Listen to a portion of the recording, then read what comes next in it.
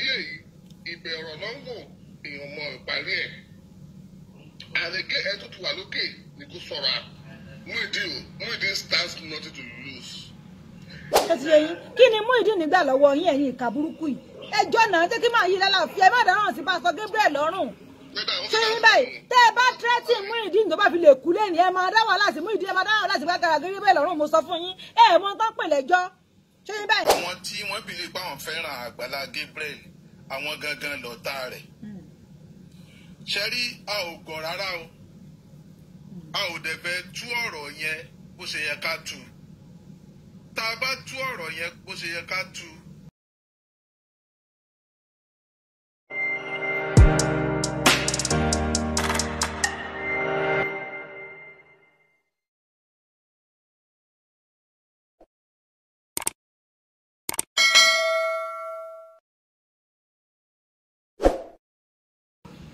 ṣe rí ọ̀rọ̀ tó wà nílẹ̀ gan mo fẹ́ bèrè pé kí ni interest àwa èèyàn gan lórí ọ̀rọ̀ yìí ṣé ẹbí ká àwọn èèyàn gan ló tún jẹ́kọ̀ọ́ yìí kó máa escalate. social media aláwàsà bó ṣe máa rí nìyẹn sà. àwọn ló ń escalate ọ̀rọ̀ yìí ṣé kọ̀rọ̀ yìí parí ni àbí kó máa lọ bẹ́ẹ̀. èyí táwọn abadé bíi lọ́dọ̀ tiwa tó fẹ́ bá wa dá sí kọ́rọ̀ yìí parí ẹ bá wa sọ̀rọ̀ sọ́tún sọ̀rọ̀ sósì bẹ́ẹ̀ ni kálàfíà ìjọba nǹkan táwa ń sọ̀rọ̀ lé lórí ń bí nìyẹn sà. ìdílé mọ́rọ̀ ìparí ni pé ọ̀gbẹ́ni Muyideen èèyàn ló bí amọ̀bí tó ti mú ó ti wọ́ wá níbẹ̀rẹ̀. ẹ jẹ́ ká power tap ẹ jọ. ó wọ́ wá níbẹ̀rẹ̀ because ẹni tẹ́ ẹ bá mú níbi tẹ́ ẹ ti mú yẹn yàtọ̀ sí pé kẹ́ rehabilitate ẹ̀ ó láwọn kan tẹ́ gbọ́dọ̀ ṣe to reintroduce him back into the society. bó ṣe rí bó ṣe bí bọ́gbà yẹn ṣe é wò yẹn tó bá fọ́ gbogbo wọn lórí tó bá fọ́ gbogbo wọn ní kìlórí ní church yẹn kò ní lẹ́bi because ó rí wa bí ọ̀tá ẹ̀ kò rí wa bí èbù kò rí wa bí ọ̀rẹ́ ẹ̀ bó ṣe wà yẹn wọ́n ti máa oppress ẹ̀ tó ti máa oppress ẹ̀ gbogbo àyẹ̀ tó ẹgbẹ́ àwọn èèyàn ò ní fẹ́ bá jókòó síbì kan náà àwọn ìyàwó bíi ẹni tí òun ṣe ara wa níbo ìgbà tó ti wà ń ta yẹn to now bring him back into the society ó need our steps our stages come now ẹni ó bá wọn jà ní church ó máa bá wọn jà o ní church yẹn gan náà ń kọ́ gan náà dábàá wò lọ títí ṣé àwọn tó ti wà mẹ́ẹ̀ 4-5 years wọn ra kẹ̀kẹ́ fún tí wọ́n ra ilẹ̀ fún tí wọ́n sì máa fẹ́ràn ọ̀wọ́ ẹ̀dẹ́ nínú ọ̀ni wọ́n máa fún àwọn náà máa fi ayé sùn náà ọ̀rọ̀ yẹn ṣe bákan ṣùgbọ́n káfílẹ̀ bẹ́ẹ̀ ṣùgbọ́n mo fẹ́ kí àwọn ọmọ Nàìjíríà pé àwọn ọmọ Nàìjíríà ọ̀jọ́ kìíní kan fẹ́ kọ́ mọ̀ pé ní under the law tí ẹ bá ṣe nǹkan sìn tó bá apology kò tán kan tí ẹ ṣe yẹ the tí ẹ ṣe ti wà establish ìdá apologize jù báyìí lọ kò matter pé ó ti apologize ó ṣe kíní kò sí kíní kan now ìtí mo kàn wò bẹ́ẹ̀ sì ni pé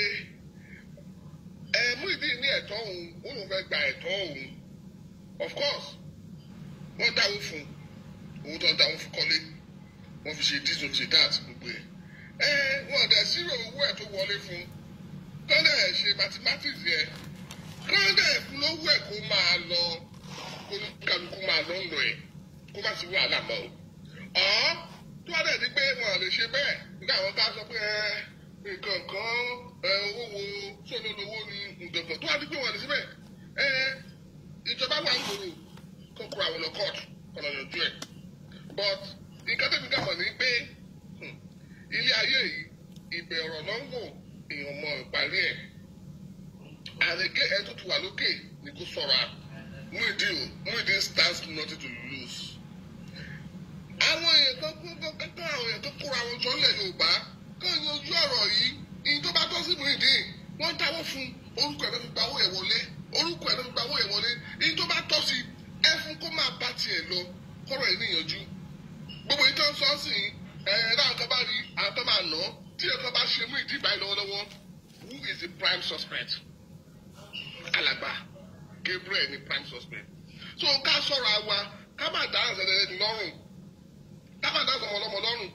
Àgbàlá Gabriel náà sì kò sọ̀rọ̀. Kò sọ̀rọ̀ kò gbé Àgbàlá Gabriel gò gbé ṣépè ẹ̀yìn yẹn lẹ́ ń gbé ṣépè lẹ́ ń sọ̀rọ̀ ṣíṣí fún. Ó dákẹ́ jẹ́ ṣùgbọ́n ó mọ̀ pé ó mọ̀ nǹkan tó fi sọ náà. tó ẹ jọ ẹ má yẹ ká kó bá ọkùnrin yìí ẹ jẹ́ ká fílẹ̀ kó máa ṣiṣẹ́ ẹ lọ. God bless you, sir. káwọn àgbààgbà ilẹ̀ Yorùbá kó bá wọn yanjú ẹ̀ ní tó bá tọ́ sí ìbílẹ̀ kán fún kó máa bá tiẹ̀ lọ kí ó kálukú dẹ̀ wà ní àlàáfíà ní tèmi rí bẹ̀rẹ̀ yẹn o. ṣùgbọ́n bá a ṣe ń tàbí ẹni gbàgbà ọtí yìí ó máa le díẹ̀ tó bá di pé ìjọba ní interest tíjọba take over that way. lórí ti bàbá tó kú yẹn ń kọ kí ni contribution ti yín. Tí bàbá tó kú yẹn lójú tèmi ìgbà tí wọ́n tó dáwó fún bàbá ìlú owó tó fi kọ́ ilé yẹn orúkọ bàbá náà fi kọ́ ilé bàbá ló ní ilé. Àwọn ọmọ ẹ̀ táwọn ẹ̀ bá yọjú lè ní under the law wọ́n gbọ́dọ̀ fún àwọn ọmọ ẹ̀ níbo ilé yẹn bàbá ló ní ilé kò sí pé àwọn kan sọ pé kán sì àbá síwájú ilé yẹn kán máa fi ilé yẹn fún àwọn ẹlòmíì kọ̀ọ̀kan tó máa gbé àwọn tó bá nídìí ilé gbé ẹyẹ òbójú mu because orúkọ bàbá náà fi kọ́ ilé bàbá ló ní ilé táwọn ẹ̀ bá dé wọ́n gbọ́dọ̀ fi ilé yẹn fún àwọn ọmọ ẹ̀ nítorí àwọn ọmọ ẹ̀ kan fi ilé ẹ̀ ṣe gbówó àwọn ọmọ ẹ̀ wọ́n lè ta àwọn ọmọ ẹ̀ ló ní ilé òun náà dáwó fún orúkọ ìlú dẹ̀wà lórí ilé. tó báwọn ọmọ yóò ṣe yọjú yẹn tí wọ́n ṣe yọjú tí fámílì ò yọjú yẹn náà wọ́n tún sì lẹ́yìn lẹ́tọ̀ọ́ sí property yẹn. àwọn ọmọ ẹ̀ làwọn ọmọ ẹ̀ dà ó àwọn ọmọ ẹ̀ làwọn ọmọ ẹ̀ tí àmì bá yọjú àwọn kí ló dé ṣe gbogbo àbá wọn ni. bí wọ́n ṣe yọjú yẹn náà tó bá yọjú lè ní àwọn ló nílé. ẹ jẹ́ ìbéèrè question kan sà. ok màá dá yín lóhùn. ẹ ní àwọn ọmọ ẹ̀ ní àwọn ọmọ ẹ̀ àwọn ọmọ yẹn ò mọ̀ pé bàbá wọn ni bàbá wọn káàsùn pé bàbá yẹn kò bímọ tí ó dẹ̀ kọ́rù ilé yẹn fún síbi tó wà yẹn kí lẹ rò pé wọ́n lè ṣe pẹ̀lú ẹ̀sà. torí àwọn ọmọ tí wọ́n ti gbé bàbá yẹn lọ síbẹ̀ yẹn for more than 3 months. ní sùúrù ẹ jẹ́ kí n dá yín lóhùn. kankan nínú wọn ò mọ̀ báwọn ní bàbá. ẹ jẹ́ kí n dá yín lóhùn. wọ́n wá o mọ́mì èèyàn wọn wá lẹ́nìkan wá lẹ́ẹ̀kan ẹnìkan náà wá lẹ́ẹ̀kan pásítọ̀ wa ń bí kékeré tí mo wá fẹ́ wọ́n ní àṣẹ mọ̀ pé oníkálukú náà ló níṣòro títí ẹ̀ ṣó yẹ yín nǹkan tó fi dá pásítọ̀ lóhùn torí mo tún wo ṣó yẹn láàárọ̀. bẹ́ẹ̀ni sà.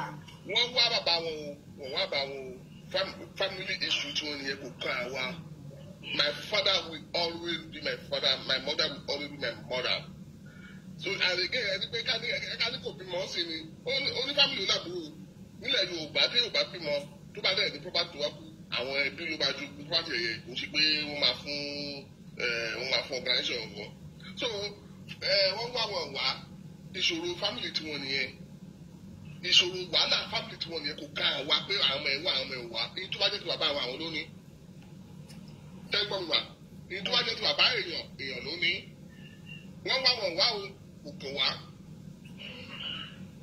ẹ ṣe ẹjọ ẹ jẹ́ kí n dá ẹyàn kan fi kọ́mẹ̀ntì kan síbí ó ní ọkùnrin tó sọ ó ní you can use your platform to contribute for Muyideen it doesn't have to be Àgbàlá Gabriel mo sọ kinní kan fún wa ń bí àgbàlagbà ní wátàdé ní làákà ìtọpọlọ wà lórí wa mi ìfẹ́ kí n má yẹ ọ̀rọ̀ burúkú wà lẹ́nu ẹ má yẹ kí n sọ̀rọ̀ sí yín o tí n bá sọ̀rọ̀ sí ilẹ̀ kan yẹn ní ẹ tó bá dé platform ẹ máa sá lọ ní o tó ti ṣe báyìí sìn ẹ̀yin àgbà òṣì tá à ń sọ yìí náà nìyí ẹ tẹ́ pé ọmọ ìyá yín òde ọmọ ìyá tí yín wà tẹ́dá lóko òbí ọmọ bí ìgbà ogún tó ń rungún lẹ́yìn tẹ́ kọ́ kọ́mẹ́ǹtì yìí ọmọ ìyá yín ò lálùbáríkà tẹ́ pé ọmọ ìyá yín ẹ ti sísì báyìí tẹ́ pé ibi kẹ́sà máa dá lóko òbí báyìí tó dẹ̀ ń rungún ni tó ti ṣe yín kí ni Muyideen nígbà lọ́wọ́ yín ẹ̀yin ìka burúkú yìí ẹjọ́ náà jẹ́ kí máa yí lálàáfíà ẹ má dáná sí pásítọ̀ Gabriel lọ́rùn ṣé yín báyìí tẹ́ ẹ bá tírẹ́tì Muyideen tó bá fi lè kú lẹ́yìn ẹ máa dá wàhálà sí Muyideen ẹ máa dá wàhálà sí Àgbàlá Gabriel lọ́rùn mo sọ fún yín ẹ mọ tán pè lẹ́jọ́ ṣé yín báyìí sìn ẹ fọlọ́ba Mohbad kẹ́ fi ṣàríkọ́gbọ́n Ọlọ́run ní jẹ́ kẹ́ kópa kó tó yẹ yín ṣe ti gbọ́ ẹ máa sọ̀rọ̀ yín lọ sà. Ọlọ́run á jẹ́ kí ká mọ̀ nǹkan tá a ṣe o ṣé gbogbo ọ́díò tó ń gbé kiri ẹ. gbogbo ọ́díò yẹn lẹ́yìn ló ń believe social media láwa yìí ẹ̀ ń believe àwọn èèyàn. ọ́díò tó ń gbé kiri ẹ ó lọ fẹ́ gba 5 million ó lè gba kíní kan ṣe ọ́díò yẹn ṣé wọ́n sọ fún pé over record ẹ̀ nígbà tó record ẹ̀ fún ọ. God bless you. kò sí àwọn record. ẹ jẹ́ ká lo nọ́mbà kínní náà wọ́n sọ fún náà ọmọ tó ń ṣe wọ́n ti sẹ́ẹ̀tì ẹ̀ sílẹ̀ wọ́n ti prepare bóyá sílẹ̀ wọ́n ti sọ ọ̀pá ìkọ́mọ́ ìlú kó tó bá ti pè é. ẹ wá adexa religion ẹ ibi tí religion fẹ́ gbé wa lọ Ọlọ́run ibi tí religion fẹ́ gbé wa lọ we don't believe that anything that the pastor did. ẹ fi wọ́n lẹ̀ ẹ fi wọ́n lẹ̀. anything any pastor did is good. bẹ́ẹ̀ni. walk about báwo ni jàre ṣe ẹ wà. ọmọ inú yín gbọ́n sá ẹ ẹni lọ́bẹ̀. Any mistake. Ẹyọ kan yẹn lásán tó bá gbèdé kóòtù ẹ gbàgbé. Ẹ gbàgbé. Àwọn ọ̀dẹ́ ọbẹ̀ kó bá máa yẹn ni gbogbo ìtàn ṣe ẹ máa kó bá máa yẹn agbára yóò dẹ̀ ní káyọ̀dẹ̀ ní tẹ̀ta tẹ́ ẹ̀ ní kó lórí fóònù yẹn tẹ́ ẹ̀ ń sọ̀rọ̀ yìí ní kó lórí fóònù yín lẹ́yìn tẹ́ ẹ̀ ń dá wàhálà káàkiri yẹn. God bless you jàre èèyàn mi iṣẹ́ wà dáadáa tó ti yẹ yín àwọn ìròyìn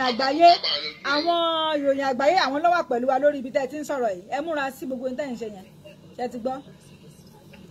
Talk is free. Talk is free. Nígbà tẹ́ talk ẹ máa gbọ́ ó ní talk is free. Talk is free. Talk is free. Bàbá Mohbad ẹ kó bàbá yìí sìn pé lágbájá kan ló pọ̀ mọ́ wọ́n ní kó wá defend kò lè defend báyìí ṣé ẹ tẹ̀lé débẹ̀ ni. Ẹ̀yin ní chance gbogbo ìṣe bá débẹ̀. Èmi ò ní blọọkù wọn kọ́ dúró bẹ́ẹ̀ àwọn aláìní làákàyè. Bẹ́ẹ̀ni sí ẹjọ́ ṣé wàá má Àgbàlá Gabriel àbámọ́ mú ìdí ìrìn ni ṣé mo ti jẹ́ fámìlì mi ni. Yes àtẹni tó lọ́pọlọ àtẹni tí ò lọ́pọlọ.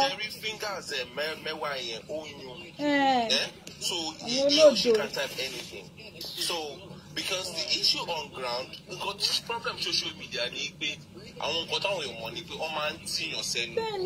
Wọ́n máa ń tìyàn sẹ́nu ìjàmbá ni. And títí Nigerians bá tó kán táwọn Nigerians tó wà àwọn tó wà nílé tó wà ní Nigeria òtún tó bá tó realize pé there are some things that you don't do. Àtàwọn táwọn alábùrọ̀dù náà àwọn náà wà ń bẹ̀ o. Sasela God bless you jàre mi iṣẹ́ ó ti lé mi lára bí mo pariwo dọ̀la kò mọ̀ stress èmi iṣẹ́ tèmi mọ̀ ní ẹ ṣe jàre my sister. Àwa ní consciousness lórí wa unlike back home. Ẹ ti understand wa. Irọ́ àwọn tó wà lábúrọ̀dù kan máa ń ṣe nonsense. Which one is talk is free? But let us see. Ọmọ oko ni mí mo ṣe. That's why I kept quiet. Yes, I'm just listening to everybody's opinion. Yes, thank you. What is done has been done. Mo ṣe skit kan mo wá lò onímọ̀jẹ̀ wá parẹ́. That is the end of this discussion. That is the topic. Ó ka yín lára okay sir. Yàrá sà. Ṣé mọ̀ bóyá kí n sáré sọ pọ́ìntì kan. Ó yá sà.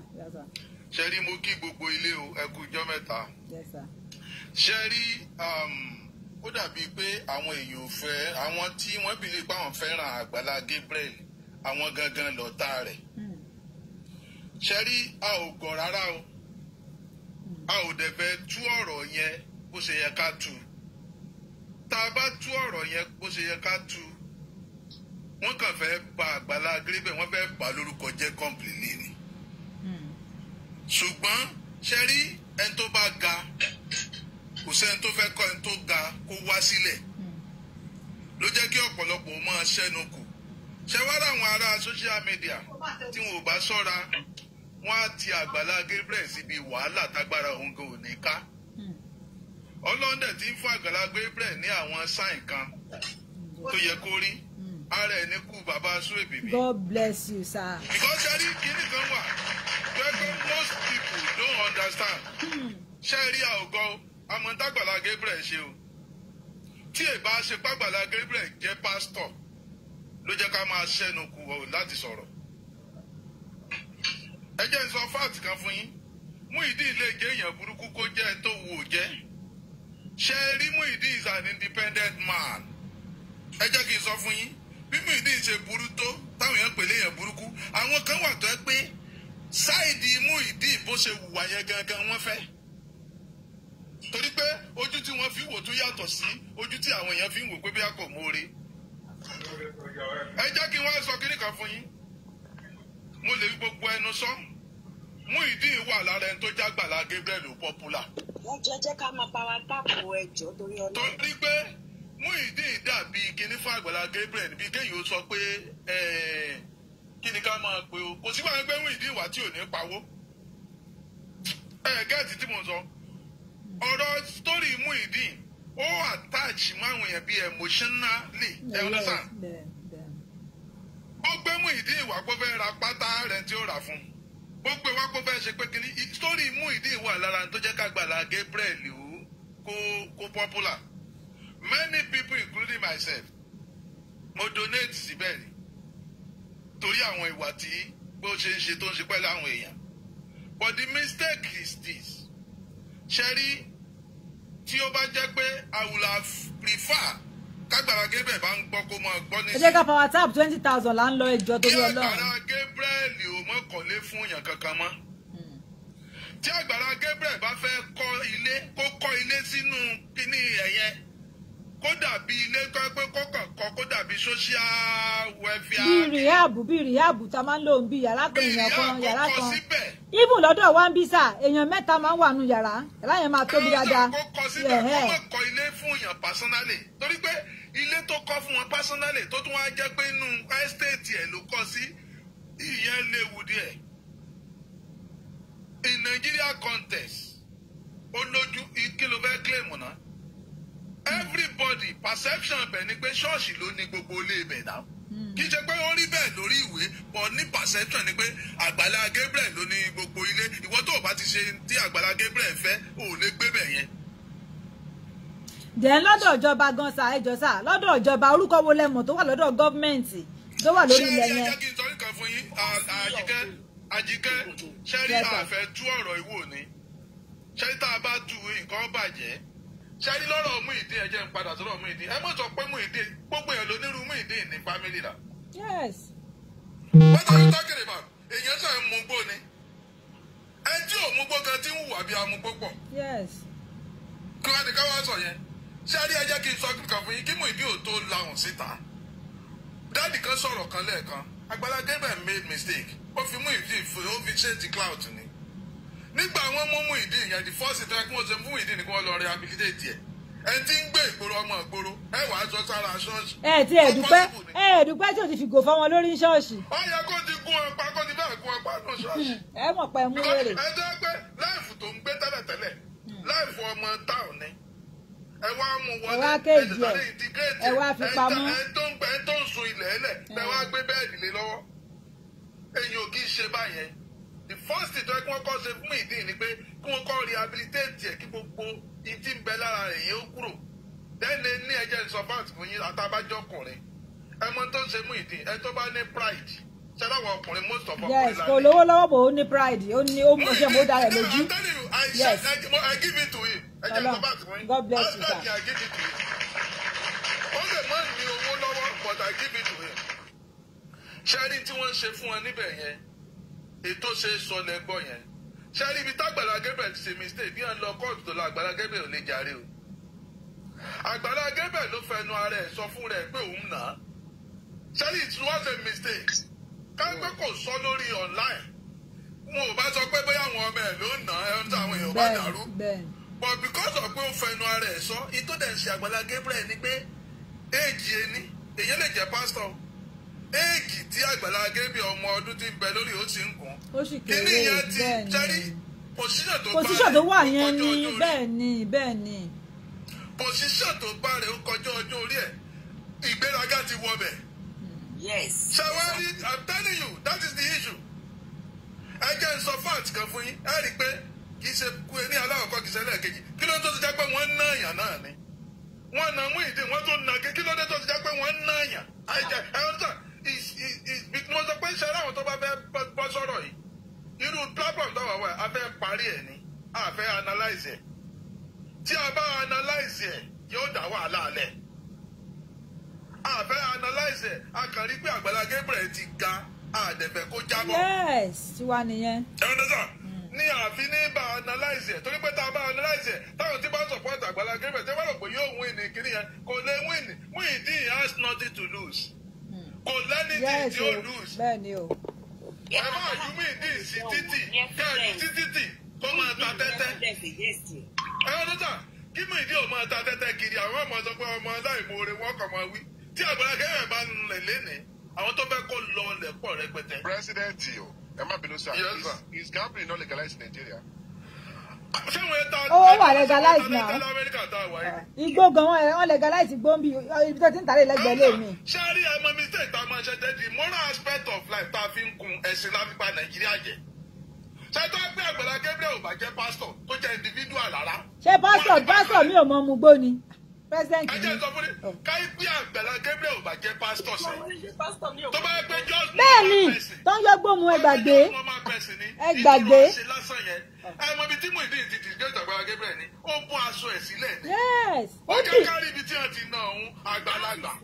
yes tẹ́lẹ̀ gbogbo wa la support pastor bọ̀bọ̀ yẹn bọ́ sọ́lẹ̀ báyìí tá a rẹ̀ yẹn báyìí ọ̀rọ̀ kéèsì bàjẹ́ ni. tí Àgbàlá Gabriel bá dùn mú ìdí dáadáa mú ìdí ilé ti dá fọ́ọ̀lù ẹ̀ o I'm telling you wọ́n lè máa rò pé wèrè ni bọ̀bọ̀ yẹn o wèrè rẹ̀ lè fi dá nǹkan tí tó ti dá arú o.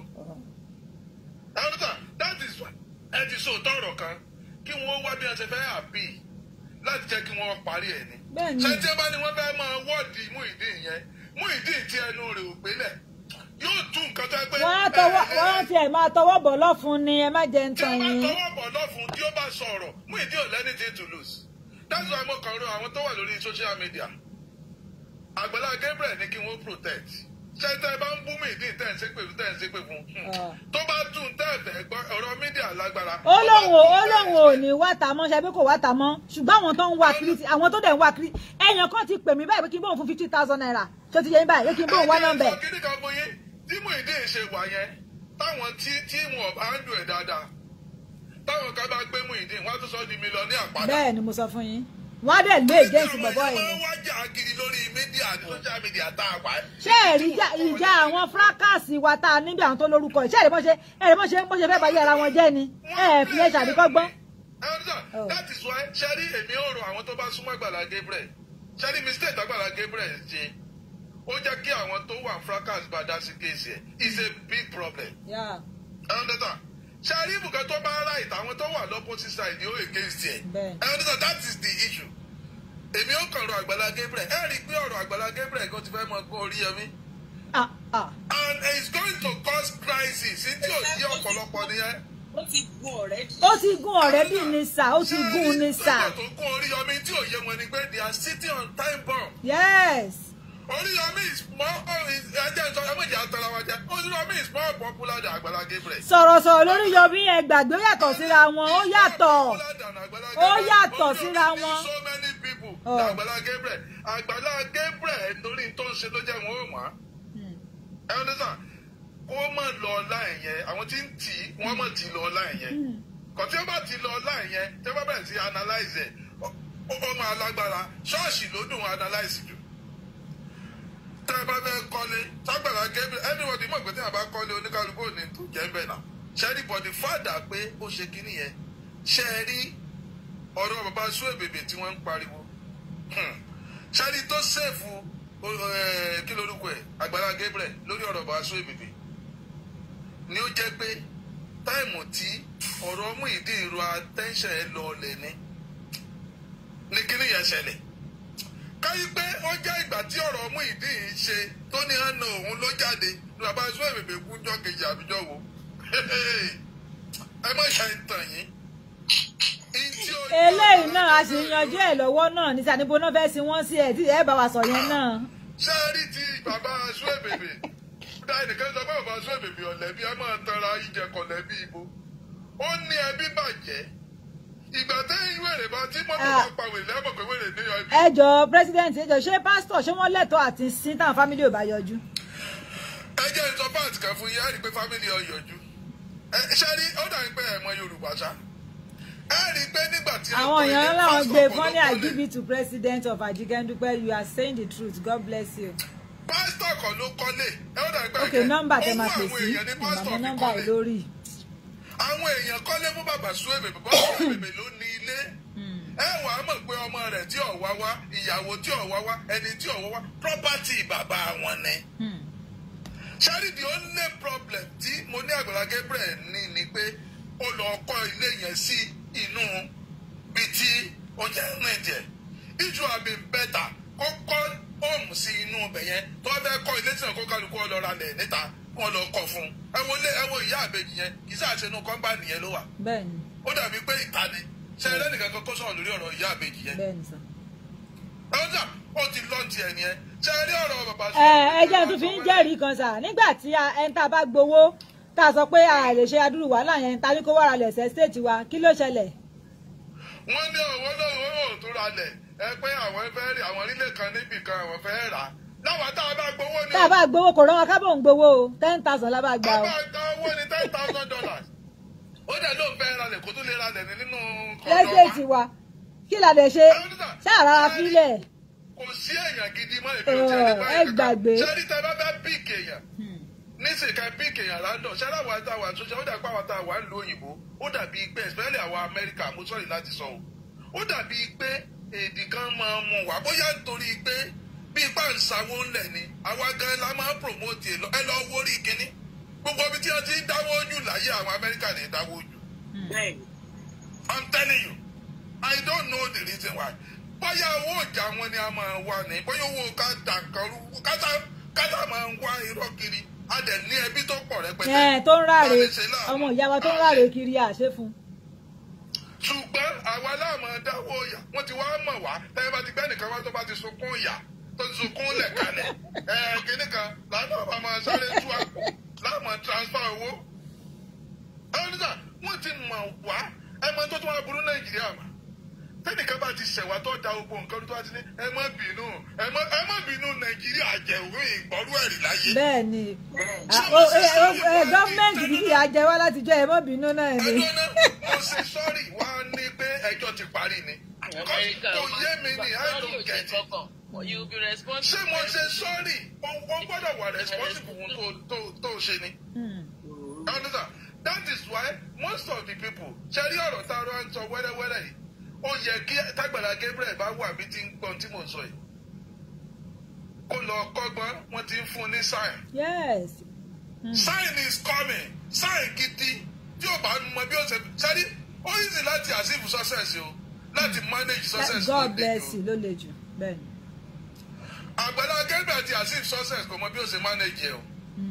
God bless you sir. God bless you. Kò mọ bí ó ṣe manage ẹ àti ọ̀bàdàn ìṣọ́ra pẹ̀lú ṣẹ́rí Muyideen yẹn jẹ́ sọ fáàtì kan fún yín ṣẹ́rí Muyideen yẹn bó tún sọ ẹ má bá wọn wà lára àwọn tí ọmọ ti pè fún Muyideen ẹni tó bá fẹ́ràn Àgbàlá Gabriel kí wọ́n dù ọ̀rọ̀ Muyideen pẹ̀lú ọgbọ́n ni tẹ́tí ẹ̀ bá ń dù ọ̀rọ̀ Muyideen pẹ̀lú ọgbọ́n mo gbọ́ tẹ́nì kankan sọ wọ́n ní kí ló dé tí Muyideen bí ọmọ kò Muslim kí ni wọ́n sọ di Christian ṣẹ́rí Nàìjíríà wà sensitive o mo sọ pé wọ́n tètè parí ọ̀rọ̀ yìí before kẹ́ tó mọ tó ṣẹlẹ̀ wọ́n á yí sọ̀rọ̀ alálàáfáà dé òní. àní mẹ́ẹ̀ẹ́dọ́gbọ̀n tí ẹ ń ṣẹlẹ̀ àìmọye nǹkan tó ti pè mí sọ fún mi tó wà lọ́wọ́ mi yìí tó ti yé yín báyìí tó wà lọ́wọ́ mi yìí ọmọ Ìbàdàn lè mí o ọmọ Ìbàdàn ni mí tó ti yé yín báyìí sìn. ìwé ìtẹ̀mí kọ́lẹ́ ti gbọ́ pé tíṣà kú. fact and figure wà o fact and figure gidi àwọn yẹn ti gẹ́ẹ̀tì so many things. tó yẹ yín báyìí tó bá gbé jáde ẹ gbàgbé. àwọn yẹn ti gẹ́ẹ̀tì so many things tó jẹ́ pé ìtì ìṣẹ̀lẹ̀ nù ibi tí wọ́n wà yẹn a lot of things is going on. That is why ẹ jẹ́ kí Àgbàlá Gabriel ti ga àwọn òsì ní wà lára ẹni tí ó mú wálé lóde ní mú wálé. bẹ́ẹ̀ni lágbára ọlọ́kùnrin ọwọ́ rẹ tí wà kọ́míìtì ẹ̀ ti wá láyé ẹ jẹ́ power tap ẹ jọ. àwọn kan ti dé òkè ṣáájú ẹ̀ tẹ́lẹ̀ o tẹ́ pé wọ́n ń lara rẹ̀ kó má gbé ọ̀rọ̀ ara rẹ̀ sáàrin àwọn fúrákàsì wọ́n á bá yé ẹ̀jẹ̀ ni o. Fáàtìmọ́ wọ́n á ba ayé ẹ̀jẹ̀ ni o because ẹni tó ti lo òkè ó rọrùn láti mú wálẹ̀ o àwọn èèyàn ọ̀bẹ̀rù àti mú yẹ̀ wálẹ̀ o. That is why tí Àgbàlá Gabriel kó kìlọ̀ fáwọn ọ̀dà kíníkan Muyideen ẹsẹ̀ pè fún olórí ibú bẹ́ẹ̀ sọ pé olórí ibú lórí ìdí sí olórí ibú náà kọ́ ni tẹ́lẹ̀ kan ti lọ́ọ́ mú bí ẹ ti mú. àbí bẹ́ẹ̀ ti mú wa. ẹ̀ sọ́ọ̀dì kẹta ẹ̀ sọ́ọ̀dì ẹ̀ wá ní kó mọ́ sọ̀rọ̀ tó bá jẹ pé ìlú yìí ni èèyàn náà yàn bá yẹn adult ṣe rò pé bíbó lẹ́rù pé ọ wà. náà yàn sá kí lẹ̀ ń sọ yìí rẹ́sídẹ́ǹtì. bíbó lẹ́rù pé ènìyàn wà náà. àlẹ́ tó bá bú yín àwọn tá à ń tọ́jú yìí tó wà fẹ́rẹ́ bù tó bá bú yín tó bẹ́ẹ̀ kẹ́ bú wọn padà kẹ́ sọ pé fúlù ní kọ́kọ́ yìí ní fúlù kẹ́ dá padà fún wọn. ṣẹlẹ̀ wà tá a wà ń lo òyìnbó. tá a dẹ̀ mọ̀fin. àwa ignorant bíi tọ́jú tá a bá ti fẹ́ yí nǹkan àwa máa sọ̀rọ̀ bíi pé àti ẹ̀ mọ̀. bẹ́ẹ̀ bá àmọ́ nǹkan pa nǹkan yẹn àbòsí ni. ẹ mọ oríṣi tá a fi sọ̀rọ̀ lórí ọ̀rọ̀ yìí ẹ rí i pé láti jẹun tí mi ò dá sí. ẹ tètè ní kàn wọ́n ti gbọ́. sẹ́rí tí a bá ti ọ̀pá bọ̀ yóò bà nǹkan jẹ́ lọ́bi ní ẹjẹ́ àfihìlẹ̀ bó ṣe wà kákan àbíìsí wọn ká bẹ̀ wọ́n kí wọ́n parí ẹ̀ ẹ̀wọ̀n nígbà kí wọ́n má tọ̀ pábò kí wọ́n má sọ pé Àgbàlá Gabriel ọ̀sà ti bẹ̀bẹ̀ ń ṣe kíní kan ní máa ṣeré kíní máa ṣeré sọ́wọ́ rẹ̀ ló fi ṣe ni kì í ṣe pé àwọn èèyàn ló ń dà ni àwọn èèyàn ló ń dà náà kì í ṣe pé bóyá òun ló gbé owó lẹ̀ náà àwọn èèyàn ló ń dà fún. àwọn èèyàn dẹ̀ trust ẹ̀ àwọn èèyàn nígbẹ́kẹ̀lé nínú ẹ̀ ló ṣe ń da.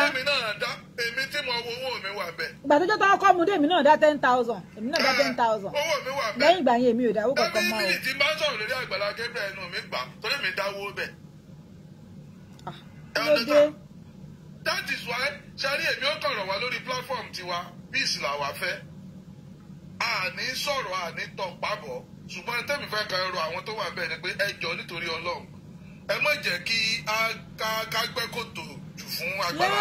yes God bless you ká má gbẹ́jì. ẹ má jẹ́ ká gbẹ́ kòtò bẹ́ẹ̀ fún tá a bá ń sọ̀pọ̀tì ẹ jẹ́ ká fi mọ̀ pé ẹ má jẹ́ àbúmú ìdín. president ẹ bá wa bẹ̀ gbogbo àwọn bloggers ẹlẹ́jọ́ ọbú tọ́lọ́ ṣe tàbí ìwèrè káàkiri ẹ jọ̀ọ́. àwọn sọ pé gbogbo àwọn ní bloggers tẹ́ ẹ rò pé bóyá ẹ ń gbèjà rẹ̀ ní ẹ̀wọ̀n ò gbèjà o ṣé gbogbo àwọn bloggers ti sọ̀rọ̀ Àgbàlá Gabriel wọn ò gbèjà rárá o torí òpònú kọ́ ni ó sọ̀rọ̀ òpònú kọ́ ni ó gbọ́ o gbogbo àwọn tó dẹ̀ ń sọ̀pọ̀tì ìlú òyìnbó wọn wà o wọn ò dẹ̀ lè ṣerú ẹ̀ láìláì nílùú tí wọ́n wà and you will expect pé ìtẹ́nìyẹn ṣe dá ẹ fẹ́ máa jọ sí fàìpẹ́ ní kò wò mọ́re kí ni jẹ́ pé èèyàn mọ oore ná torí mo fẹ́ dìfà oore wo ná what is oore tá à ń pariwo ná oore tẹ́ ẹ ṣe fún yẹn tẹ́ ẹ fún ẹ mọ tí Muyideen ìfẹ́ ni freedom lásán ni Muyideen ìfẹ́ ìfà kágbé wọn bá fi ilẹ̀ tí ń lọ ń ta. God bless you ojú òní tíyìn wàláì wàláì wọn ò ní jà Ọlọ́run bá ń gbọ́ wọn ní jà. ọmọ tí mo gbọ́ gita ní ọlọ́mọ ọgbà wẹ̀ ṣé báyẹn náà ní ṣe é dùn ọmọ tó pé ń ta tẹ́tẹ́ rẹ̀ kiri ẹni ọlọ́mọ ọgbà wẹ̀ kágbé Àgbàlá Gabriel bá fi ilẹ̀ náà yẹ ara rẹ̀ tó jọ ẹ tó wá wo tí wọ́n ṣe tí oyún múlẹ̀tì bọ̀bọ̀ yẹn ẹ wá gba kọ́kọ́rọ́ lọ́wọ́ rẹ̀ kó fóyàwó ẹ jẹ́ sọ pé. ẹ wá wò ó pé ṣó ń wà òkè mọ́ báyìí. tàbá gòdì ó máa dàkẹ́rú òpònú kọ́ ni wá a wà nílùú òyìnbó tó tó àmọ́ tó ń operate ọ̀sẹ̀ rí bí Nàìjíríà ṣe rí ni ẹjẹ́ àṣẹ sọ̀rọ̀ àwa Yorùbá ká mọ́ sọ̀rọ̀ pé kìíní torí pé àtàtọ̀wọ́ bọ̀ wọ́n ní èèyàn Ọlọ́run ni táwa lẹ́yìn èṣù kò séyìn èṣù bìkan ó lọ́pọ̀túnítì ni láti jẹ́ kí àwọn èèyàn ó take advantage pé ó lo àwọn nǹkan kankan mo dẹ̀ ń sọ fún yín sẹ́ Muyideen wà lára ẹni tó gbé Àgbàlá Gabriel ẹ lọ wo gbogbo àwọn tó ti ń gbé wá ẹni tí ó pa owó jù Muyideen ni Muyideen ló pa owó jù ní Àgbàlá Gabriel ẹ lọ wo gbogbo kíní wọn yẹn torí every step tó bá gbé Muyideen wá àwọn èèyàn wà emotionally attached pẹ̀lú Muyideen wọ́n máa ń dá owó ni wọ́n rà bẹ́ gbogbo tí bẹ́ẹ̀nu lé Muyideen àwọn èèyàn lọ fọ́nìṣì ẹ̀ kò sí tí Muyideen fowó rà láyé ẹ̀ wọ́n máa ń fún ni that is why when he come ní tí Àgbàlá Gabriel gbọ́dọ̀ á dùn ẹ̀ lọ́nà tó ṣe kiri nìyẹn gbogbo àwọn blogger àyà tí wọ́n fẹ́ fi máa pawó kí wọ́n lọ stop ẹ̀. This is a man, he's a young man. ọmọ kékeré ni ó ṣe jí ni ó ṣe bẹ̀rẹ̀ ilé ayé ni. kí wọ́n mọ̀ rẹ̀ kẹ̀ ọmọ Ìbàdàn làwa àti gbọ́ so many things tí a ò gbọ́dọ̀ sọ síta torí pé àwọn ọ̀fẹ́ tó ga kó lọ ọlẹ̀. bẹ́ẹ̀ni evidence tuntun wà lọ́wọ́ tí ata tuntun sì ń wá mi. evidence tó sátẹ̀ gidi a ọ̀fẹ́ tó ga kó lọ ọlẹ̀. kákan wà wọ́n àwọn blogger ẹ jọ̀ọ́ nítorí Ọlọ́run ẹ jọ̀ọ́ nítorí Ọlọ́run èmi bẹ̀ yín ní on behalf of Àgbàlá Gabriel ẹ jọ̀ọ́ ẹ jẹ́ kí kinní yìí ó lọ ọlẹ̀ ẹ jẹ́ kí wọ́n parí ẹ̀ ẹ jẹ́ kí wọ́n lọ. wọ́n lẹ́nìkan tún fẹ́ help Muyideen lẹ́kọ̀ọ́ ẹ tún gbẹ́ni yẹn wá ẹ tún blog yẹn lẹ́ni. kí ló dé. táwọn kan bá fi lè rá Muyideen mú ẹ jẹ́ support kan fún ẹ̀gbọ́n tí kinní sọ ni Oríyọmí ni tí Muyideen sọ Muyideen rò pé àwọn rìkọ́ọ̀dù ni ó ní àwọn ò rìkọ́ọ̀dù ó ní tí ń sọ lẹ́nu ó gbà pé life làwọn gbé sóní tí ń sọ lẹ́nu ó lè ba nǹkan jẹ́ kọ̀ọ̀pìlì ó lóun ò sọ ẹ̀ with evidence ẹ rò pé wèrè ní Muyideen nínú ọ̀rọ̀ wèrè èyàn tó pé ọ̀nà òun ẹ̀ńtà ẹnìkan dẹ̀ kọ́ bá ń pé ọ̀nà tó tọ́ èyàn sí àwùlẹ̀ a sì ríbi tí wọ́n tẹ̀ gbogbo ṣé iná ọjọ́ kan nìyẹn ni iná ọjọ́ kan kọ́ nìyẹn iná ọjọ́ kan kọ́ nìyẹn Àjíkẹ́ iná ọjọ́ kan kọ́ yẹn. kò ní evidence ibi tán ti rí tó ti ń ta tẹ́tẹ́. iná ọjọ́ kan kọ́ nìyẹn ẹnìkan wà lọ gbọ́ ní òkè wá pé mi ìdí ìlò ní 5 million kí ni sẹ́mu ìdí ìdáwọ́ million. ṣé ẹ rí wọ́n ṣe mistake láti máa fún ìdí ìtọ́ ikú wọn ṣe fún wọn ò ṣe fún tí wọn bá lè rehabilitate wọn bá sọ sí gbòòrò kọ́kọ́ máa wá gbé nu ilé kọ́ lọ́ mọ́ ta tẹ́tẹ́ rẹ̀ kọ́ mọ́ ta ṣájà rẹ̀ ní gbòòrò. ìfà yóò gbé gbèsè ayé tí ó dùn bàjẹ́ bóyá tí bá ń gbé ìgboro kò lè gbé kọ́tàsì. ẹjọ́ ògbé kọ́tàsì. àwọn kan wà tó ń gbé kiri tí mọ́ wọn lára kí wọ́n gbé àgbo lé tẹ́ ẹ bá lọ fi ẹ́ sí kọ́tàsì wọ́n bẹ̀ ṣe pé kiri ni. nígbà tí ìyá tèmi ń gbé London tí mo wà London tí mo gbé ìyá mi wà London ìyá mi ò lójú ọdún kan ó fagilé lọ́dún kan tó lé ó ní òun padà lé ó dàbí pé òun ọ̀rọ̀ àwọn èèyàn bá sọ̀rọ̀ pé ibi táyọ̀ bá máa pọ̀ sí táwọn ti máa pariwo ìlò ń fẹ́ràn ó ti torí pé lifestyle tí wọ́n láìfù pé kí á lọ òun mọ́ lára ó ní àfi tẹ́ ẹ bá fẹ́ pa òun ló kù o bẹ́ẹ̀ ni òun lọ lé o ẹ́ńtà irú ẹ̀ ní Muyideen ẹni tó ń gbé ìgboro kẹwàá máa mú lọ quarters kò lè wọ́ọ̀kì o that is why kí n tó nọmba kẹlòmí ò fi lè sọ̀rọ̀ èmi á kọ̀rọ̀ everybody ẹ̀jọ̀ especially àwọn bloggers especially àwọn bloggers ẹ̀jọ̀ nítorí Ọlọ́run ẹ mọ̀ complicate matter fún Àgbàlá Gabriel ẹ jẹ́ kí àwọn tó ní ọ̀pọ̀lọpọ̀ instrument àbí tí wọ́n ní nǹkan against Àgbàlá Gabriel tí wọ́n dẹ̀ ní fact and figure ẹ má ṣe nǹkan tẹ́ ẹ fi wú wọn jáde o tẹ́gbẹ́tẹ́ bá ń sọ àwọn ọ̀rọ̀ tí yóò tún máa instigate wọn tí wọ́n bá bẹ́ jáde agbára yìí ò lè ka. agbára Àgbàlá ara àwọn kọ́ agbára Àgbàlá Gabriel ní òní ní òní ká. tí wọ́n bá bẹ̀rẹ̀ sí dúdì rẹ̀ agbára ò lè ka o. bẹ́ẹ̀ ni o. ẹ understand that is why ẹ jẹ́ ká fi sílẹ̀ bẹ́ẹ̀ torí pé Ọlọ́run ti gbé ga ọba àdẹ̀gbàdúrà kó wálẹ̀. bẹ́ẹ̀ ni. Ọlọ́run dẹ̀ ní jẹ́ kó wálẹ̀. Muyideen náà yóò ẹjọ́ kó lóore rẹ̀ tó bá lóore tí ó ṣe fún ẹbí rẹ̀. ẹ jẹ́ kó ṣoore fún kò sí tó kàn yín ẹ̀yin lẹ̀ ní ṣe mọ́. ẹ fi ilẹ̀ ẹ jẹ́ kó ṣe ní ayé. Bàbá Suebebe ẹ jẹ́ kí bàbá Suebebe ẹ mọ̀ pé bàbá Suebebe lẹ́bí o. ẹ mọ̀ jẹ́ àtàrà wa jẹ́ bàbá Suebebe lẹ́bí. ẹ ti wá mọ̀ bí tí Àgbàlá Gabriel ti ní ìṣù ni pé àwọn èèyàn dáwó pé kọ́lé fún ẹni kì í ṣe pé dáwó Àgbàlá Gabriel pé kò kọ́lé ẹ̀ ọdún sà wọ́n fi sọrí àwọn ẹnì kọ̀ọ̀kan tí ń kọ́lé ẹ̀ fún ni. bẹ́ẹ̀ ni arọ ti ń dáràn ní ọ̀rọ̀ wọn. ẹ dẹ̀ rí i pé àwọn kankan wà tó ẹ pé ó sẹ̀ ń tún jáde jọ́ tí ẹ fẹ́ ṣàìwé kínní bíi pé ó sẹ̀ gbé agreement yẹn jáde ni nípa fẹ́ ṣàìwé Muyideen wọn ò ṣàyẹ̀ tẹ́lẹ̀ náà. Ọdún tàbí mo sọ ìyẹn kẹ́kọ̀ọ́ ẹ wọ́n ṣerú ìyẹn báyẹn. lójú gbogbo èèyàn. kí ló tó ṣe rí bẹ́ẹ̀. dáàmì ẹnìkan kò tí ì kàwé nù gbogbo wọn. mo sọ wẹ́ pé ẹ má jẹ́ ká tún tí ò ṣe é tú. ẹ̀yin mọ̀ bóyá bàbá Suebebe gan ò tí ì gbàwé. tó fi kú báyìí. bóyá bàbá gan ò gbàwé tó fi kú. Muyideen ò gbàwé ẹni bàbá Suebebe ò gbàwé Muyideen ṣe gbàwé nígbà Oríyọmí débẹ̀ wọ́n ṣe ìgbéwé yẹn wọ́n ṣe ìsà. ọmọ wa ṣe nǹkan báyìí o. ẹ mọ̀ gbá wọn ti kọ́lé ni. ẹ gẹ́tù ẹ mọ̀ gbá wọn ti kọ́lé ni. that means there are a lot of things coming in. èèyàn bá àwọn àgbà wọ́ọ̀dù kiri èmi kàn bẹ́ẹ̀ rọ̀ wọ́n. ẹ jọ ẹ ti wá táìmù yìí lẹ ti wá ń kó àwọ́ọ̀dù wèrè ká táìmù tó rọrọ iṣu wà ńlẹ̀ ẹ jọ. ẹni mo sọ fún ẹ pé kò yé mi gbogbo ẹ̀ ń jà wọ́n ṣẹ́rọ̀ àwọ́ọ̀dù là ń sọ yìí. ó dàbí pé Àgbàlá Gabriel ọmọ tó rọ́ọ̀lù òun kọ́ ọmọ tó kọlu òun kò tí ì mọ́. tó bá wọ́n pọ̀ ọmọ tó kọlu òun ó tún wá wà ń Ìbàdàn kọ́mọ yẹ kí Ìbàdàn bọ̀ tọwọ́ bọ̀. tí wọ́n bá tọwọ́ bọ̀ wọ́n á tú etí ọ̀yà wọn ó tú jáde àwọn tí ń jowó Àgbàlá Gabriel pọ̀ I must be sharing with you tí ò bá ń dù situation Muyideen dáadáa Suebebe tó ti wọlé ẹ̀ jẹ́ pé sọ́ọ̀rì mi tó ní Suebebe. ó ti gún o bẹ́ẹ̀ ni o. Suebebe tó ti wọlé ẹ̀. sọ́ọ̀rì mi ò tún jáde láìpẹ́ náà níjọ́ mẹ́ta sísìn tí mo mọ̀. that is why mo ti sọ fún yín pé ṣe rí àwọn tí Àgbàlá Gabriel bá mọ àwọn blogger tí ń sọ̀rọ̀ ti ṣe pé kínní kó dìde àpíìsì wọn kó ní wọ́n silence lórí ọ̀rọ̀ yẹn. bẹ́ẹ̀ ni ó mọ̀ bó ń dá sí mọ́. kó ní kálukú kó máa lọ jẹ́jẹ́ rẹ̀ kí wọ́n dẹ̀ sọ di pé kìíní kí wọ́n mọ̀ sọ di fracas tí wọ́n bá sọ di fracas wọ́n á fa Àgbàlá Gabriel ya tuntun lò.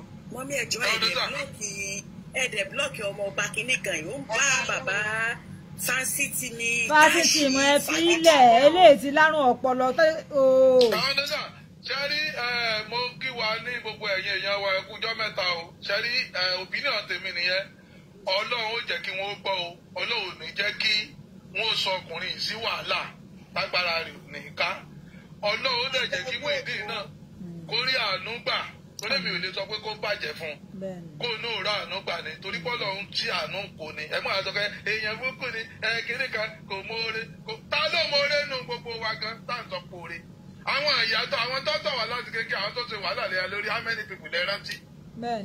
sẹ́mu á sọ pé nìkan ò mọ̀ọ́rẹ́ àbẹ́ nìkan mọ̀ọ́rẹ́ àwọn tó wà gbowó bẹ́ẹ̀ nìkan tí ó gbowó tọ́tọ́ sá lọ tí ọ̀rá lẹ̀ lọ́dọ̀ wa náà kọ́ ṣé ó mọ̀ọ́rẹ́ nìyẹn gbogbo wa láì mọ̀ọ́rẹ́ pọ̀ ń lò so that anybody do not tell me pé èèyàn kan mọ̀ọ́rẹ́ entitlement spirit ti wà lára àwa Yorùbá ẹ ṣe nǹkan fún ọmọ ìyá yìí yóò bí ní ìpè bí dandan ni ọyọ ṣe ni entitlement spirit ni pé ebi wọ ta ló wá bẹ́ẹ̀ ṣe fún tọ̀ bá ṣe fún ọmọ ya tèmi ta gbogbo nǹkan táwọn nǹkan mi wọ́n sọ pé ebi ọmọ ìyá rẹ náà ni níbo lọ́wọ́ á tì sí ìdí àbí ó sọ nìyẹn náà níbo ló tì sí ni wọ́n sọ. àwa ń sọ̀rọ̀ tí Muyideen dẹ́ gbowó fún ẹ wá ń pé ẹ wá ní kó lọ kú torí kíni.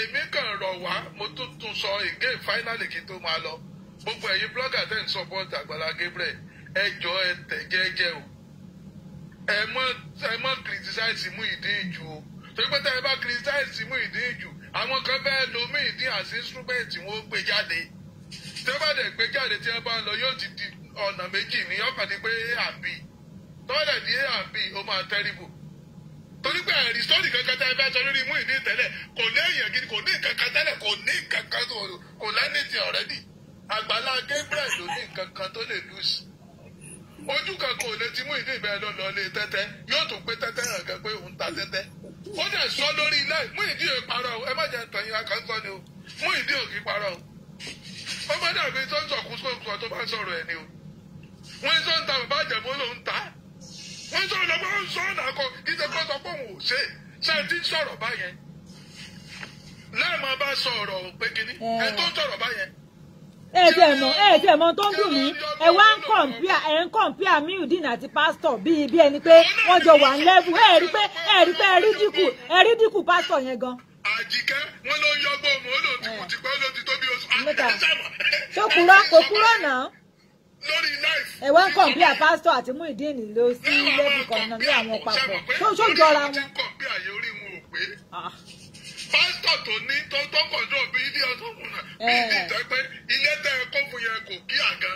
Ẹ bá àmọ́ wọlé ìta yẹn bígbà tẹ́ ẹ dè mọ́nú kéjì nínú ilé yẹn ìta yẹn mọ lára bàjẹ́. Kó wà lára àwọn tí mo mú sẹ́pẹ̀ láàárọ̀ ọ̀kan wà àárọ̀ yóò kọ́ lọ mú sẹ́pẹ̀ láàárọ̀ irú sáì ní kò sí tẹ́lẹ̀. ó ti wà nù sísẹ́ẹ̀mù ẹ̀. Freedom ẹ jẹ́ sọ pé àwọn èèyàn mọ̀ tó mọ freedom wà important. Yes. ṣáájú yorùbá ní kọ́mọ̀ lọ́wọ́ tó ní freedom ó fẹ́ tàbí kéèyàn ló mú ojú mọ́nà nígbà. freedom tó ní kálukú dẹ̀ máa ń wọ ọ̀tọ̀ọ̀tọ̀ ni o. àìgbà ọ̀tá wa ń lo òyìnbó náà a máa ń rò pé àwọn freedom wa limited torí pé most of iṣẹ́ la máa ń ṣe àráyè túraká láti ṣe tó wù wá. káwá pẹ́ tí ó fi sínú ẹ̀wọ̀n. kí ni ó ń pẹ̀lẹ́ that is why ẹnìkan kan mọ̀ blame Muyideen. Àgbàlá Gabriel ti rí ní òtó. ẹ ló lọ gbé wá jẹ́jẹ́ ẹ̀ ló dúró lábẹ́ bíríìjì ẹ̀yin lẹ lọ mú wá. ìyá ìgbà ẹ ti mú wá tẹ́ẹ̀dẹ̀ mẹ́tọ́tọ́ yẹ kẹ́ ẹ ṣe tó pé lélẹ̀ nǹkan fún ẹ̀tọ́ yẹ kẹ́ ẹ gba yàrá kan fún kẹ́ẹ̀rà fún 500 kọ́ mọ́ fi tajà. ẹ lẹ̀ kọ́lé padà ti sọ́dẹ̀ yẹn ńlá Muyideen náà dẹ̀ ti ń gbòòrò owó ńláńlá. ó sàfetí ẹ̀ gbọ́. ẹ náà gbowó ńláńlá mílíọ̀nù ẹ̀ẹ́dẹ̀ wà kàtẹ́bù láti wà tí Muyideen bá lówó òun kù lọ́wọ́ Àgbàlá Gabriel báwo láti sọ pé ò sí owó ń bẹ ẹ̀ sọ́ọ̀fù náà. tí ò mọye tó ń ta blọọkì náà ó kàn fetí gbọ́ ni kò mọ̀. ẹ ọdún sàn that is the issue. èmi rọ̀ wá ẹjọ́ mo tún sọ last kí n tó lọ ẹjọ́ ẹ̀yin blogger ẹjọ́ ẹ mọ̀ kó wàhálà sí Àgbàlá Gabriel ó ti ga Ọlọ́run ní jẹ́ kó wálẹ̀ o Muyideen náà Ọlọ́run gbà láàánú pàdé. mo wà níbì kan níjẹta ẹ̀jẹ̀ torí Ọlọ́run kọ́kọ́ bẹ̀ wọ́n ìgbà tó ń gbé mi ẹgbẹ́ má gbé mi ṣépè o mo fi Ọlọ́run bá bẹ̀ mí ẹ̀bẹ̀ tí mo kọ́ bẹ̀ nìyẹn ẹ má gbé mi ṣépè o toró tó kẹ́yìn ti wò ó kọ́ lè mi fẹ́ ti wo ọ̀rọ̀ tó wà ńlẹ̀ nǹkan tí mo kọ́kọ́ sọ nìyẹn wọ́n ní àwọn àlejò ẹ torí Ọlọ́run o ẹ má gbé mi ṣépè ní òrógùn èké tèmi o. so kí ni mo fẹ́ sọ ṣé rí inú mi dùn sí àwọn bíi mélòó kan tán ti sọ̀rọ̀ síwájú ìfáàtì orílẹ̀ wú fún ṣòro yẹn ṣé rí Àgbàlá Gabriel gẹ́gẹ́ bí ọ̀rọ̀ táwọn ìṣáájú ti sọ I'm sorry to say mi dẹ̀ tún sorry náà wọn ṣe rí Yínká TNT ló kọ́kọ́ sọ ọ̀rọ̀ yìí nígbàrà tán bẹ̀rẹ̀ sí kọ́lé fáwọn èèyàn lady kan náà wà ní bóyá UK ló wà mí mọ̀ bóyá Amẹ́ríkà Tọ́lá ní ọ̀rẹ́ níyì tó tiẹ̀ tákù Àgbàlá Gabriel gan nígbà yẹn tó bẹ̀rẹ̀ sí wọ́ díẹ̀ pẹ̀rù sú èbèbè for that matter ó lọ ń kọ́lé fún lẹ́ni tó sọ pé òun ti bà yé àwọn obìnrin jẹ́ lẹ́ni tó sọ pé òun ti ṣe gbé òun ti ṣàwo ṣé ilé ló ṣe mọ̀ wọ́n rò pé ọ̀rọ̀ aṣièrè ni.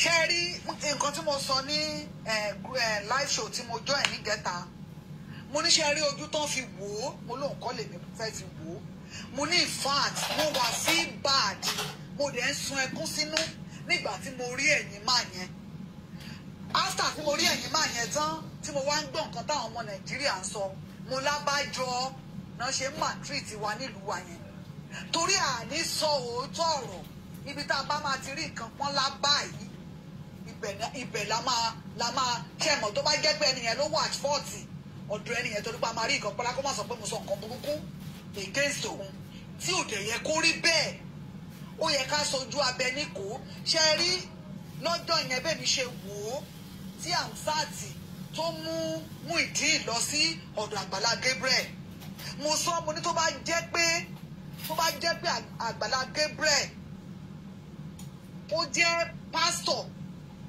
tó ń gbóhùn Ọlọ́run nítòótọ́ instantly níbẹ̀ yẹn Àgbàlá Gabriel ló lè parí ọ̀rọ̀ yẹn níbẹ̀ yẹn lọ́jọ́ yẹn bọ́mọ yẹn ṣe ṣí ẹ̀yìn ẹ̀ tó wàá kàn dín mú mi ò mọ inú ló bí mi jọ má bínú mi ò mọ mo láìkì ẹ Muyideen ṣe bó mọ pé mo láìkì ẹ mi ò mọ inú ló bí mi àjọ torí Ọlọ́run mo ti nà ẹ́ tán kí n tó mọ̀ pé Muyideen ni mo nà in fact téèyàn bá ṣẹ̀ tẹ bá ṣe kinní tó I'm sorry tó ṣàṣe sorry tó ń ṣe léraléra kò sí nǹkan tẹ fẹ́ ṣe sí náà ojú ẹsẹ̀ ń bẹ̀ yẹn mo ní àádẹ́ ti pa gbogbo ẹnu àwọn èèyàn mọ́ kò sí blogger kankan tá gbé wọ́n kàn ní bá gbé káàkiri pé ẹ pásọ̀ gẹ́gẹ́ bí ìránṣẹ́ Ọlọ́run pásọ̀ lè bẹ ọmọ ìjọ tó bá ṣe bọ̀ kí ṣe àwọn pásọ̀ wá Nàìjíríà o torí wọ́n máa táàpù àwọn tí wọ́n ní kẹ́ ẹ wá fọ́lọ́run lówó wọ́n ní kẹ́ wá fún Ọlọ́run ṣé Ọlọ́run gbowó yẹn lọ́wọ́ wọn ni wọ́n máa fi ọ̀pẹ́rẹ́sì àwọn tó donate owó yẹn fún yín ẹ̀ tó máa fi owó yẹn ọ̀pẹ́rẹ́sì wọn ṣọ́ọ̀ṣì ibi tí mo lọ gbà tí mo wà Nàìjíríà ṣe bìlífù pé ṣọ́ọ̀ṣì tí mo kọ́kọ́ ń lọ kí n tó wá cross sí rìdíìmù ọjọ́ kan òjò ń rọ̀ lẹ́mi pásọ̀ wá ṣe ra mọ́tò ó dẹ̀ páàkì wá ní ọ̀nà ẹ má bínú òjò ń rọ̀ ní o bàtà yín máa dọ̀tí inú mọ́tò ẹjọ́ ẹ má bínú ló bá sọ bẹ́ẹ̀. mọ́tò tẹ fowó rírà. bẹ́ẹ̀ ni mi ò padà yà sí ṣọ́ọ̀ṣì yẹn mọ́ mà ṣe mọ̀ nínú òjò ògùn yẹn dẹ̀ ń pa níbi eléyìí mo dẹ̀ ń gbọ̀n bá a ṣe ní ká jáde báyìí lòjò yẹn bọ́ọ̀lẹ̀ mo dẹ̀ tí bábá wà ní ìdẹ́ kúkú máa lọ pásọ̀ dẹ̀ wáńdà ó gbéyàwó síwájú ó ní ẹ má bínú máa ó ní ẹsẹ̀ mi máa dọ̀tí inú mọ́tò òun ò bá gbé mi gbogbo ra ni mo fi bá mo dẹ̀ ṣe rí ọ̀rọ̀ yìí àwọn èèyàn sọ̀pọ̀tì Àgbàlá Gabriel rò pé wọ́n láìkì òun mo sọ fún ọkọ mi mo ní ṣe rí ọ̀rọ̀ yìí mo ní ṣé wọ́n mọ iṣu tó ń pè ní jálòkè gbẹrẹbùtù ló ń jẹ́ bẹ́ẹ̀ mo ní ọ̀rọ̀ yẹn sì so sókè mo lè jẹ́ kí nǹkan kékeré ṣẹlẹ̀ báyìí mo láwọn èèyàn wá tó fèsì Àgbàlá Gabriel mo ní wọ́n á wọ ọmọ lẹ́rù àbá mo ní wọ́n á wọ ẹ̀rù àbá kì í ṣe pé bàbá yẹn ṣe lọ ta tẹ́tẹ́ kò ta tẹ́tẹ́ lọ́jọ́ yẹn ṣe gẹ́tọ̀ bẹ́ẹ̀ yẹn tẹ́ bá lísì sí Muyideen dáadáa kò ta tẹ́tẹ́ ó wà nínú ilé ó sùn ó wá níyàwó náà ti kanlẹ̀kùn pé òun ò ṣílẹ̀kùn ó wá lọ fẹjọ́ sùn pásítọ̀ so ó ní best man kàn wá kọjá lójú wíńdò níbo ṣe jí ó lóun lo oògùn sẹ́sẹ̀ yẹn lòun jẹun tó tóun sùn ó ní bẹ̀sìmáà wá kọjá lẹ́yìn wíńdò náà mú ìdí ní òun àánú lé ó lòun á níbẹ̀ náà òun àánú lé ó lòun dẹ̀ ti ń domi sórí ó ní bó ṣe ní pásítọ̀ ń pè mí nìyẹn ẹ lọ lísìn sí fídíò yẹn bẹ́ẹ̀ ni ó lòun ò lè wẹ̀wẹ̀ yẹn mọ́ ó lòun dẹ̀ ti bá bu omi igbá kan sórí ó ní mo ṣe dọ́dọ̀ dáàdì nìyẹn dáàdì wọ́n lẹ́yìn pè mí ó ló ní bẹ́ẹ̀ ni òun délé yìí ó ló wá sọ pé ń gbọ́ ìyàwó ẹ wọ́n ló tilẹ̀kùn mo náà sọ pé rárá ẹ wo mi lórí ẹ lọ lísìn sí fídíò yẹn Àjíkẹ́ Dúpẹ́ wọ́n ṣe dá dọ̀bálẹ̀ nìyẹn mo gbọ́ bàmà tó bẹ̀rẹ̀ sí ní nà ṣẹ̀dẹ̀ wá tún rí àwọn èṣù láàlú tí Àgbàlá Gabriel gbé káàkiri àwọn ló lọ́lẹ̀ tẹ́ ẹ bá wo àwọn ọmọ òfò àwọn ọmọ àdánù làwọn èṣù. ẹ̀yin náà ti ń búlì mà ẹ ti ń búlì. ẹ má bínú búlì lẹ́ ń sọ yẹn. ṣé rí tẹ́ ẹ bá wo mo wo torí mo ń fọ́lọ̀ Àgbàlá Gabriel láti ìgbà tó ti bẹ̀rẹ̀ tó ti ẹ lọ wo fídíò yẹn ní chọ́ọ̀chì tán kọ́kọ́ ń lò tẹ́lẹ̀ ṣẹ́gàtọ̀ báyẹn wọ́n tẹ̀ tí kan rárá ó dàbí ẹni pé wọ́n ṣẹ̀fẹ́ ṣe bóyá limited ló ti ń gífù tó gbé ráìsì tó gbé sínú ìmọ̀ kan tó ṣáàdì tó ní kọ́ àwọn arúgbó wọ̀nyẹn pin ó ní next time ó látúnjẹ lè lọ àtìgbà yẹn mo ti ń fọ́lù ẹ̀ nígbà tó ń rin inú àwọn àdúgbò káàkiri àwọn ìyá kan fọ́ lójú. God bless you nínú gbó àjíà ẹ rántí àwa nílé ń bẹ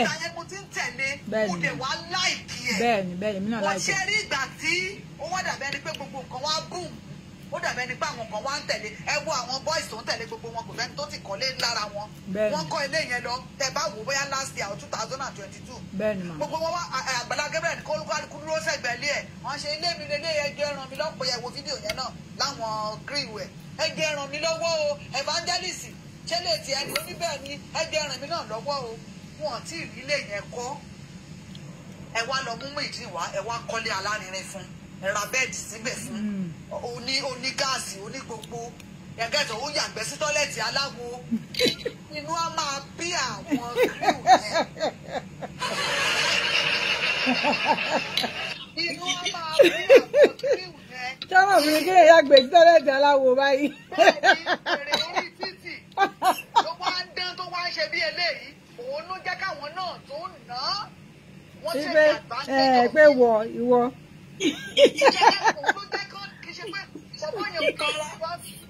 ìkọlá yẹn ló wá fi mọ́ mú ìdí. tẹ bá fi ìwẹ̀ dáadáa ṣé ẹ mọ̀ pé ìgbà tí ìyá ẹ wá ṣàkátà pàrọ̀ là sí tọ́mà ojú àfọ̀fọ̀tán ọmọ yẹn sọ̀rọ̀ ó ní ìwọ ló pa bàbá mi ó ní dáàdì mi ti dá yín lókòwò bíi mẹ́rin márùn-ún ó sọ fún ìyá ẹ ẹ rí pé ìyá yẹn gan-an kò lè sọ̀rọ̀ bẹ́ẹ̀ ni. ṣẹ́gẹ́tì kò purọ́ torí pé ọmọ yẹn tí wàá gbé ẹ tí wàá ṣe ìyàwó fún wàá bẹ̀rẹ̀ sí gbégbé ayé àlàáfíà jẹ́mọ̀ ìyàwó ẹlòmíì lára àwọn kírun yẹn lè má fáyìn tó yẹn ẹ̀yìn náà lẹ́wà ní advantage sí pásítọ̀ ju àwọn àti bí owó ṣe ìyàwó gan ni. bí ọ̀rọ̀ owó ṣe ìyàwó. ṣẹ́gẹ́tì gbogbo nǹkan tí ẹ ṣe àwọn èèyàn fún yín gift o ẹ kí wọn. ẹ ṣe mà jẹ́mọ̀ nǹkan tí mo sọ níbi tí life tí mo ní mo jọ ẹ̀ níjẹta pé ẹjọ́ ẹ má ṣe pèsè ní ojú tèmi fẹ́ fi wò ó yàtọ̀ sí eléyìí tẹ̀yìn fi wò ó ṣe bẹ́ẹ̀ tí àwọn ṣe mọ̀ pé Muyideen àti ìyàwó ẹ̀ wọ́n ní àṣẹ́sì sí pásọ̀ kan àti ìyàwó pásọ̀ torí inú church yẹn náà ló dẹ̀ tuntun rí ìyàwó tó tún fẹ́ mo ṣúọ̀ pé ìyàwó yẹn ó máa ní àṣẹ́sì sí ìyàwó Àgbàlá Gabriel dáadáa mọ́mì kíni kí n bá yín ṣe mọ́mì kíni tó ìbínú yẹn gangan ló jẹ́ káwọn crew yẹn nà ṣe rí gẹ́gẹ́ bí ọ̀rọ̀ tẹ́sọ àti àwọn dáàdì ìyàtọ̀ tó bá túṣu dé sàlẹ̀ kòkò jìnnìjìnnì á mú wọn nínú ọ̀dọ̀ wọn bẹ̀ yẹn àgàgà àwọn crew wọn yẹn ẹni tí òun ṣe bẹ́ẹ̀ yín. ṣàgbọ́lá Aláàjì Oríyọmí náà sọ. pásọ̀ náà wá dà pé àwọn ò mọ̀ pé àwọn crew ti kọ́kọ́ nà ẹjọ́ bá ń béèrè lọ́wọ́ àwọn crew kí ni Muyideen fi ṣe wọ́n tán fi kọ́kọ́ nà ká kọ́kọ́ gbọ́ ná. instruction pásítọ̀ náà máa tẹ̀lé náà. ọ̀rá ìgbà tí wọ́n nà ìgbésẹ̀ wo ni pásítọ̀ náà gbé ṣé mo fẹ́ gba ilé yín lọ́wọ́. bàbá yẹn ní ó ní wọ́n ní wèrè ni mo sọ ní ìjẹta mo ní. mo ṣe máa nà kì í ṣàkọ́kọ́ nìyẹn. yá bẹ́ẹ̀ ni bàbá yẹn ní ṣe rí ẹjẹ́ àfi ọ̀rọ̀ tèmi ṣe ẹ̀zámpù mo ní àbúrò kan mú mi gẹ́gẹ́ bí àbúrò ní ó máa ń tẹ̀lé mi káàkiri but kò mọ iye owó tẹ bá kówó fún ó lè ká ó lè ṣe o bọ̀ kó kàn ṣe calculation bóyá kó bá yín tajà kó ṣe calculation kò mọ́ bọ̀ tó jó lóòótọ́ kì í jalè èèyàn rárá mo láìkí ẹ̀ gan. So a ní pásítọ̀ a ní máa kan tó jẹ́ family friends wa ọlọ́pàá ní inspector ni tá a bá sẹ́ǹdì ẹrù láti bíbà yìí bóyá bí mọ́tò àbí nǹkan kan òun ló máa lọ bá wa gbé inspector ni so tá a dẹ̀ ní problem tó máa ti clear òun ló máa gbé bọ̀ tó máa ń dọwọ́rú dáàdi wẹ̀ ọkọ̀ ẹ̀yin náà ẹ̀ ń jàjọba ló lè ń bẹ̀ yẹn ẹ̀ fẹ́ sanwó. ọkọ̀ mi á ní kúrò lórí ẹ̀ àbí ṣàkúrò lórí ẹ̀ ókè bọ̀ tó máa ń dọwọ́ yẹn rú mọ́tò kan wá lọlé ní 2022 bí mọ́tò yẹn ṣe lọlé mo wá ti pe ọmọ yẹn ó yá o ẹjọ́ lọ sẹ́kọ̀ọ́ ẹjọ́ ṣe ọmọ yẹn ni mo máa fún lówó torí tẹ bá fún màá yẹn lówó máa dọwọ́ rú kò ní oúnjẹ fún ọmọ yẹn á dẹ̀ máa complain fún mi pé ó sọ pé iye báyìí lẹ fún màá ní rárá ẹ jẹ́ power tap o so kí ni mo ṣàfẹ́ fàyọ to cut this ẹ jẹ́ ká power tap ẹ̀yin fẹ́ sílẹ̀ lọ́wọ́ mú nọ́mbà tẹ máa pèsè wá ẹ máa sọ̀rọ̀ yín náà.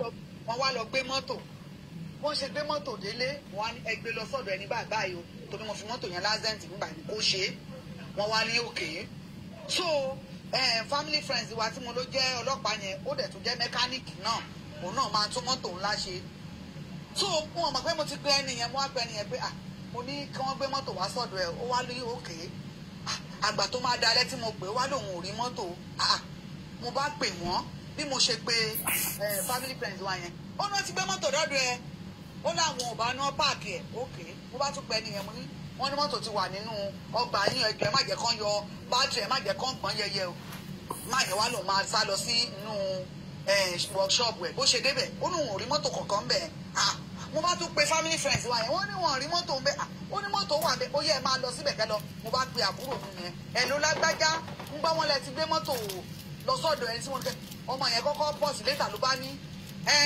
mo ní ṣé tòótọ́ ló bá ní bẹ́ẹ̀ ni mo ní bọ̀ tí mo ti gbé lágbájá ó ní ẹ̀ tí gbé mọ́tò lọ́dọ̀ mo ní kò dẹ̀ ní dá fún ẹ pẹ̀lú irọ́ tó pa yẹn máa jẹ́ kí n sọ kinní kan fún yín kò ní owó kì í ṣe pé owó wà lọ́wọ́ ẹ̀ ilé ọ̀dọ̀ mi náà ń gbé ìgbà tí mo kúrò nílé ṣé ẹ̀bí ní pé ó páàkì gbogbo ẹrù ẹ̀ nínú ọ̀sẹ̀ yẹn kúrò nílé ọ̀dọ̀ mi bí mo ṣe ń bá yín sọ̀rọ̀ yìí. tí language tẹ sọ yẹn. bẹ́ẹ̀ ni mo sọ fún yín bẹ́ẹ̀ ni mo sọ ṣé a rí ni bí mo ṣe ń bá yín sọ̀rọ̀ yìí nọ́mbà ẹ̀ tó wà lọ́wọ́ mi switch off ni. ó ti block yín. bẹ́ẹ̀ ni kò mọ iye owó ni mo sọ fún yín o kò mọ iye owó. ṣùgbọ́n lóòótọ́ oh my god. mo ní sẹ́rí àwọn kan wà ṣẹ́gẹ́sàn bẹ́ẹ̀ yẹn wọ́n lè má ní owó wọ́n lè má ní ipò wọ́n lè má ní kankan bọ̀tì tó bá di pé ìyá ẹ̀gbin fẹ́ tọ́lé wọn wọ́n á kọ ẹ̀gbin yẹn sà. wọ́n á kọ ẹ̀gbin jẹ́. wọ́n kọ́ pé láyé fọwọ́ lówó ẹ bẹ́ẹ̀ ni mo sọ mí ní access tó mọ̀ yẹn títí nígbà tí. ilé èèyàn tí ní ìdí ìjẹ́ nìyẹn. God bless you. ṣé nígbà tí dáàdi wa gbọ́ dáàdi wa ní àti bẹ̀rẹ̀ tọ́mọ yẹn ti ń tẹ̀lé mo ti mọ̀ pé ọmọ tó ní discipline lélẹ̀. bẹ́ẹ̀ ni mo sọ fún yín kò mọ iye owó kò mọ kankan tó nǹkan tí mo ṣe ní kó lọ sí ọ̀dọ̀ mi bẹ̀ yẹn ni pé ó lóun gẹ̀ẹ́tì ilẹ̀ síbẹ̀ èmi mo dẹ̀ sanwó yẹn ó kó kúrò nínú ilé mi wọ́n kàn déédéé pè mí ni pé wọ́n ṣí gẹ̀ẹ́tì sílẹ̀ wọ́n ṣí gbogbo ẹ̀ sílẹ̀ ó kó kúrò kó jáde pátápátá mi ní access sí bí mo ṣe sọ̀rọ̀ láti 2022. lẹ́ńtẹ̀ ẹ̀dẹ̀ ránṣẹ́ tẹ́kù lẹ́ rí lò. bẹ́ẹ̀ ni mo sọ fún yín ó dá gbogbo àtìgbà yẹn náà èmi náà ìtura ìgbé mo fẹ́ sẹ́ẹ̀dì kan sí Nàìjíríà. ṣe àti báyìí torí títí ẹ̀rẹ̀ ṣe sẹ́ẹ̀dì ẹ̀. ṣé àrí kì í ṣe gbogbo èèyàn kọ́ ẹ lè máa wọ. ẹni tó jẹ́ pákọ̀ṣì ọkọ̀ bá wí lásán nìyẹn o ká tó wá bèrè ìdásí tẹ̀ nínú náà. bẹ́ẹ̀ mẹ́gbà kẹ́ẹ̀nà. orí fóònù ní bíbá ẹ̀ náà ó lè fi ìyà jẹ wọ́n tí mo ti sọ̀rọ̀ sí. ẹ sọ pé Muyideen jẹ́ dìdìrín ẹ ló jẹ́ wèrè ó ní àtìlé o àti ìyàwó o àti everything o. ó lò yí ọ̀dà. ó lè fàgbàlá Gabriel pé kó máa mú lọ. rárá wọ́n dẹ̀ ní kùdìrín.